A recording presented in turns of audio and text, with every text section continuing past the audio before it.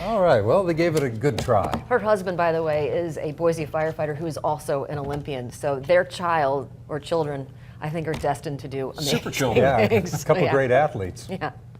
That's awesome. Yeah. I got tired just watching that. Yeah, me too. But I think I'd probably break the pole vault.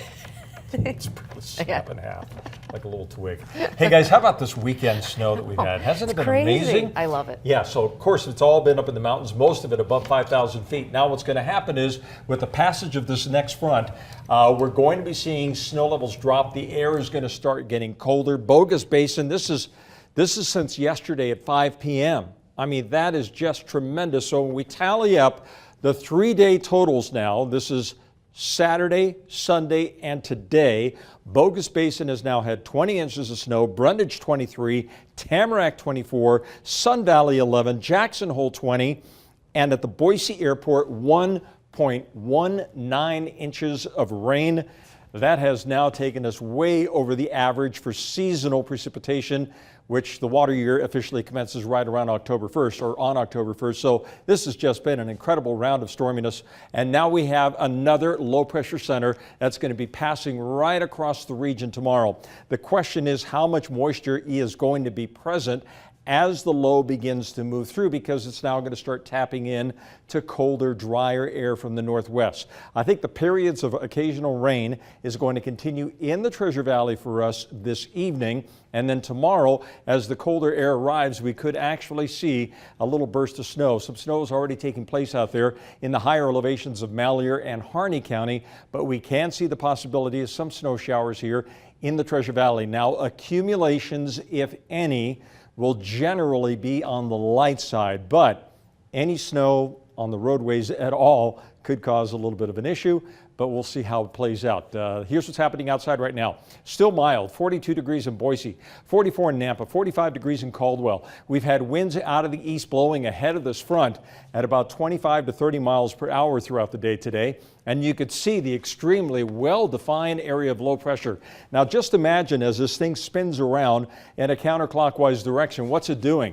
It's grabbing this colder air from Canada and it's wrapping it around the center of this low. So as the low begins to move across the Great Basin through the day tomorrow, it's going to start dropping our temperature readings. And this is what's going to set us up for colder than normal conditions here on Wednesday and Thursday as well. And then as that colder air is in place, we may see another chance of snow by the end of the week. So I'm not overly excited by the amount of precipitation I see for the Treasure Valley, but let's say that there's a potential for some snow showers tomorrow. Certainly some snow showers expected for the mountains. Here's how the Futurecast plays everything out. First of all, let's go to tomorrow morning between 8 to 9 o'clock in the morning. Notice not a lot of shower activity generated by the models out here across the Treasure Valley, but there is a band of snow out there to the west.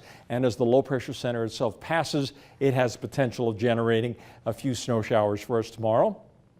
And then looking ahead on Wednesday, here comes the cold, dry air out of the northwest, and that's why all of the precipitation wants to start moving out of the area. That colder, drier air moves in by midweek and it sticks around through at least Thursday. So the 7-day forecast for the Treasure Valley, let's say weather-worn day, just in case there is a possibility of some of those snow showers in the Treasure Valley tomorrow. Temperatures are now going to be in the 30s for daytime highs tomorrow. On Wednesday, partly cloudy conditions, sunny but cold on Thursday with a high of 35.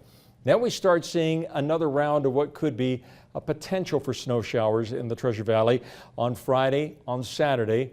Looks like a little better chance on Sunday and Monday, with temperatures all week long staying in the 30s. We're supposed to be around 41, 42 degrees this time of the year. We've been enjoying these incredibly mild temperature readings, but now they want to get colder than average. Up in the mountains, let's say snow showers are likely tomorrow, a few flurries on Wednesday, partly cloudy on Thursday, with a chance of some snow showers returning to the region on Friday, Saturday, Sunday, and Monday. Still way too early to tell how that scenario is going to be setting up here at the end of the week, but let's say that at least the window of opportunity is wide open for any additional systems that form out there in the Gulf of Alaska to move in our direction, and that would equate to what?